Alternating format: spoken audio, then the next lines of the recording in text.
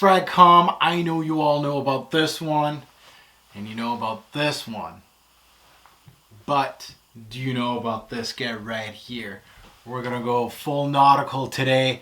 I'm wearing my blue with even the fish hook tie clip. Let's go. Time I spray on my cologne, spray on my cologne, spray on my cologne, spray on my cologne. She be like, boy, what you got on?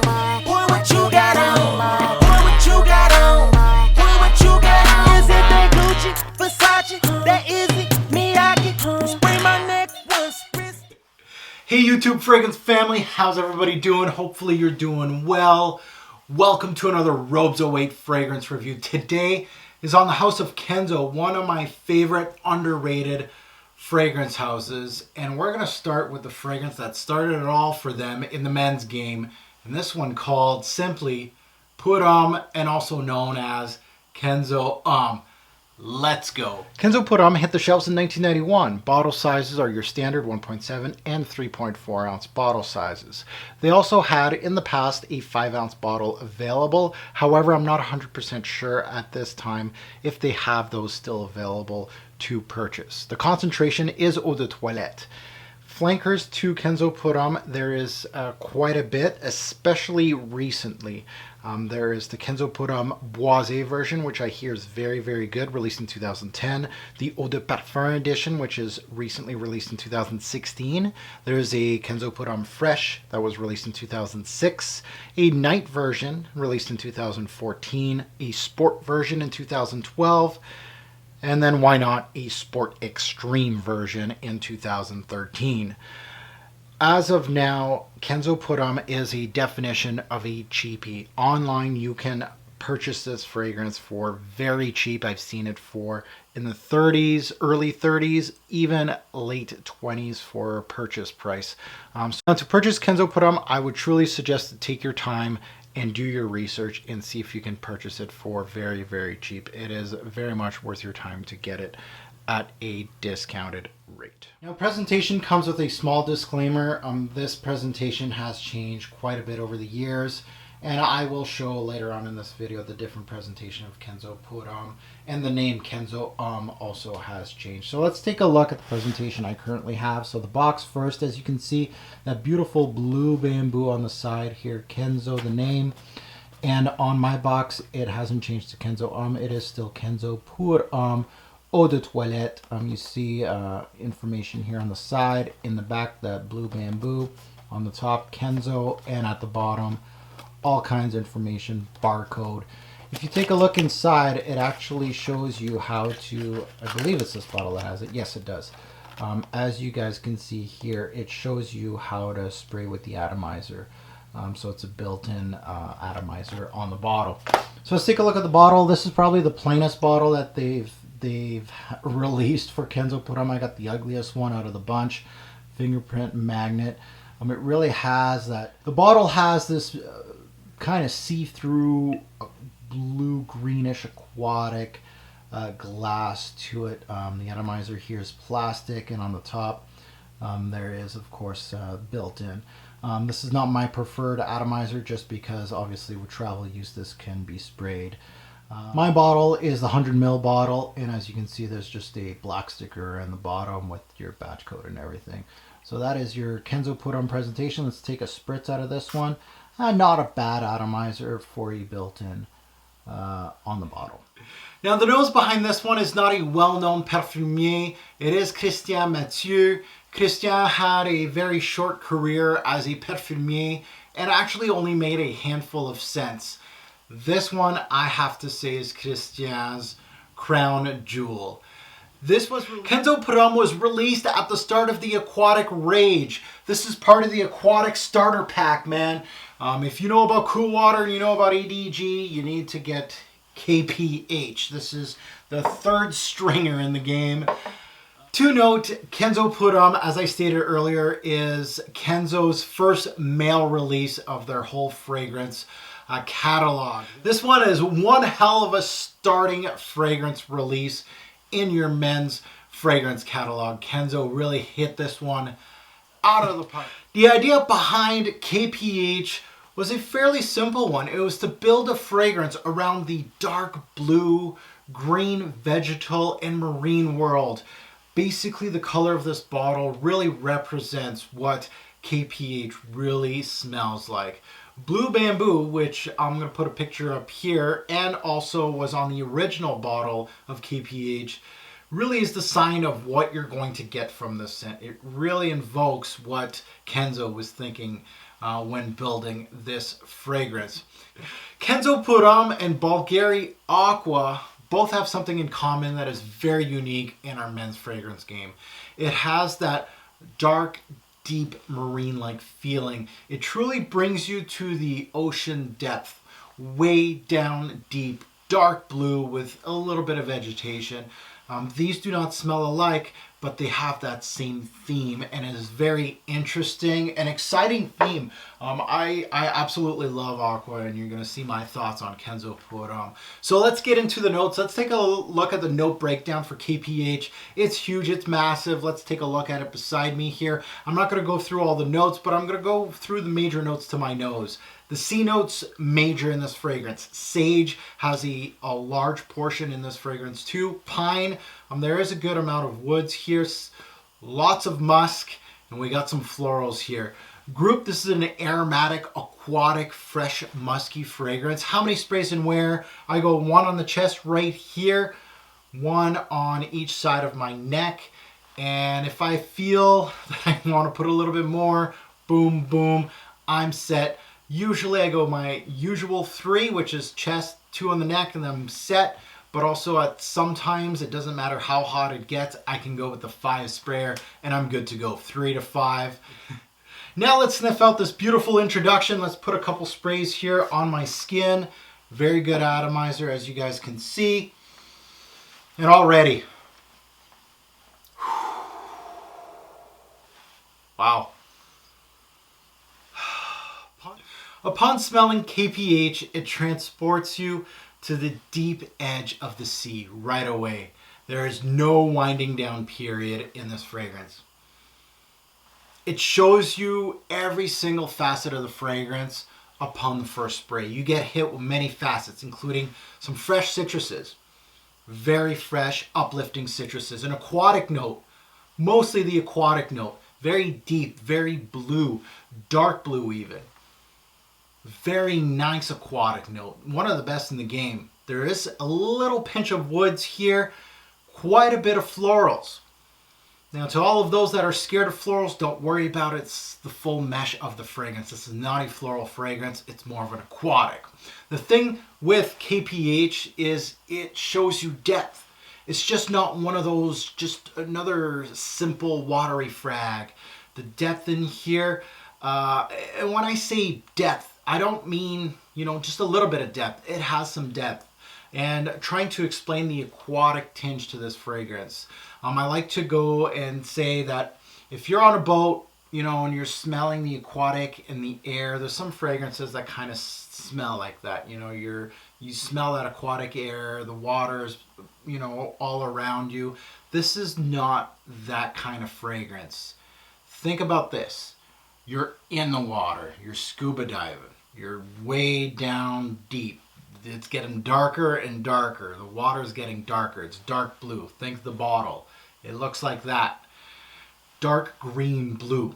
Now, obviously this is impossible, but you smell some vegetal plants growing at the bottom of the sea. I know that's impossible if you're scuba diving. And if you take your mask off, you're probably going to die. But this fragrance is very blue, dark blue, and with hints of green. It's watery, but also the florals play a big part in this fragrance. Now, these early 90s aquatics like EDG over here, they use a good amount of florals in their fragrances to mesh everything together. ADG used it with the jasmine, so does this guy right here. Utilizes some florals to throw out that aquatic theme. There's a slight plastic note in this fragrance. Now some people say there's a rubbery note. I felt like it was more of a plasticky, kind of rubbery like note. Now I'm going to go full aquatic here, and it kind of reminds me, because my dad used to own a boat, that plastic key ring holder on boats so you don't lose your keys in the water, those big floaties.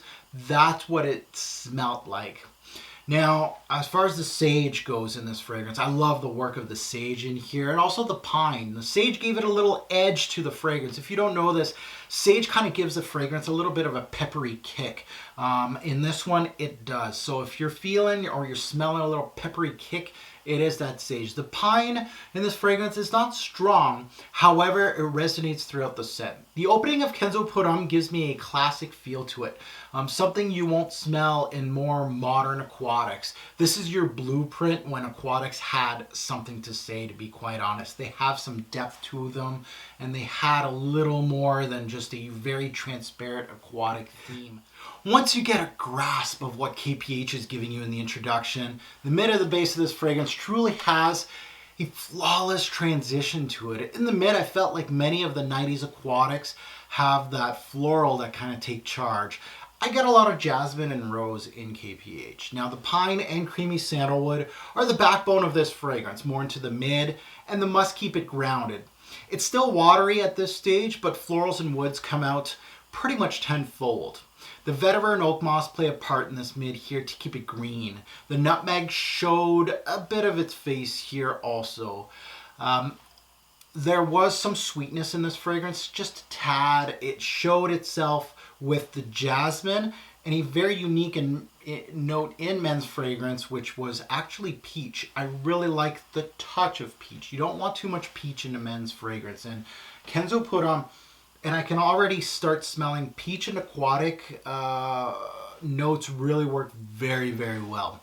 Now the orris root, obviously this is iris, gives this fragrance a little bit of that powdery iris feel that you're getting in fragrances, but overall very nicely blended in here. Now overall as a theme, Kenzo Put On is a true warrior in the early aquatic years. There's not too many survivors during those years still doing well in sales. Kenzo has tried to keep its first fragrance in the men's aisle still relevant with the new generation by releasing, of course, flankers to this fragrance. A lot of them are actually fairly solid. I don't own any in my collection, as you saw in the picture, but Kenzo Put On itself has made its mark in the fragrance industry, and I have come to respect it tenfold since testing it.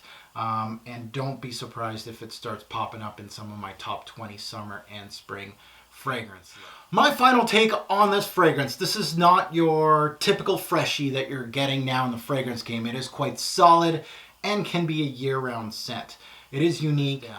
I have to tip my hat to Kenzo. They did a great job here. It's something that was fairly under the radar at our fragrance community and myself. Shame on me. I haven't really talked too much about this fragrance, but this is why I review fragrances in my collection, to open my eyes. Now, why would you hate this fragrance? It is fairly linear, so it may be hard to keep your attention. The aquatic note may not be something for you. The saltiness, that plastic or rubber note may turn you off.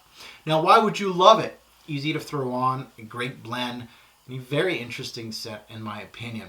Now, recommended age for this one, it has to be any age and also any gender. I can see anybody really wearing this.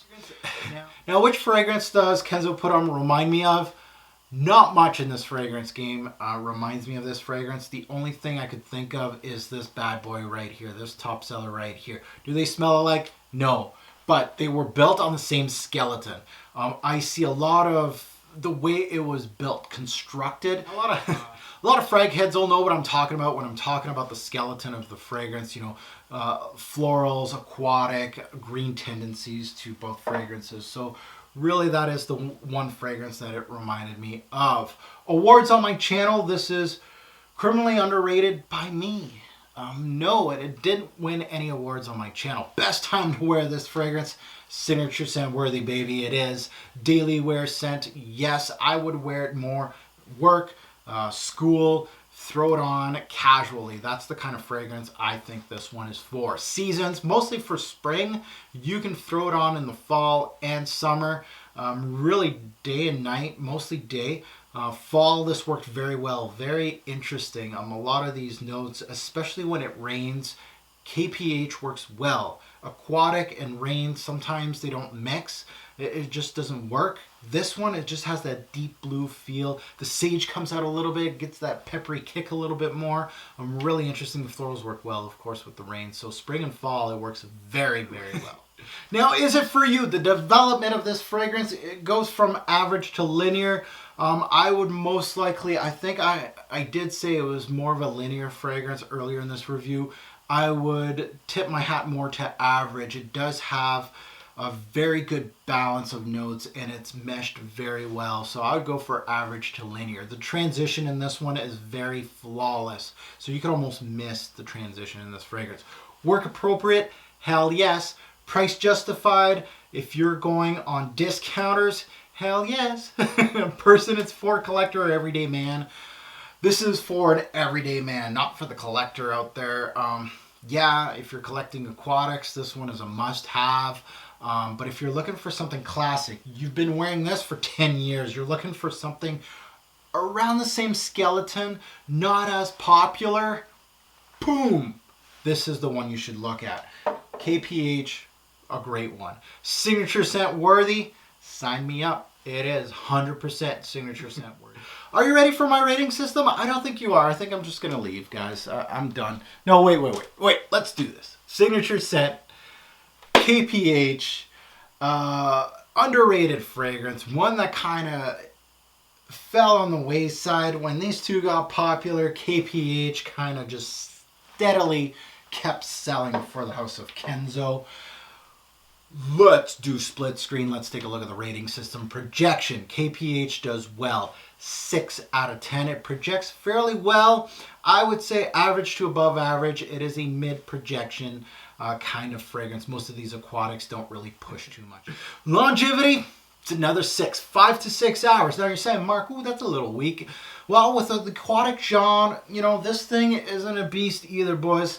It's going to give you a little bit more, 5 to 6 sometimes. Sometimes it's going to give you a little less than 5 to 6, but the average is 5 to 6 hours, which I find pretty decent in this genre. So I'm giving her a 6. Now, compliment factor, not a resonating compliment beast here. This is going to get another 6 bottles out of 10. The thing with this fragrance, it never really was a compliment getter on me personally.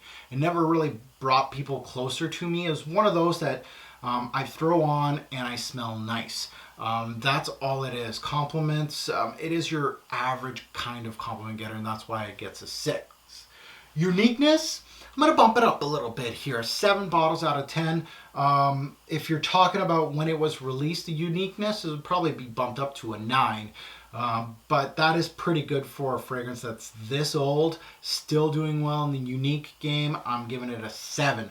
Pricing versus what you get now. If I go to FragranceNet or Fragrance X, and you go on those and you check out this fragrance, it's probably, I haven't checked, but it's probably around $30. I'm giving it 10 bottles. It's, I've seen a lot of snoozers around that price range. There's not too many fragrances that are as good as this. So this is a 10. Versatility, high, 9. Really a versatile scent. I like the depth it gives me, but it's also cooling in the summer months. Smell, very solid, at an 8. Overall, KPH, you are a classic in the game, and I'm going to give you your proper score of an 8 out of 10. That goes to my BTP by Try or Pass. I'm going to go with a try with Kenzo Put On. Now, this is not for everyone. However, if you're in this genre, you want to try something new from Kenzo. Well, not something new because it's a mold, but at the same time, if this sounds interesting to you, you kind of like this fragrance, you're into this kind of stuff, you know, you're in the 90s, this one, if you've never sniffed it, give it a try. I have to give it a huge recommend for a try.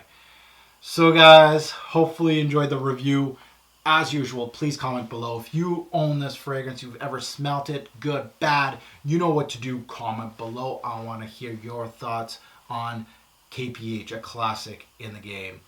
Thanks for watching. Have a good one, Fragcom.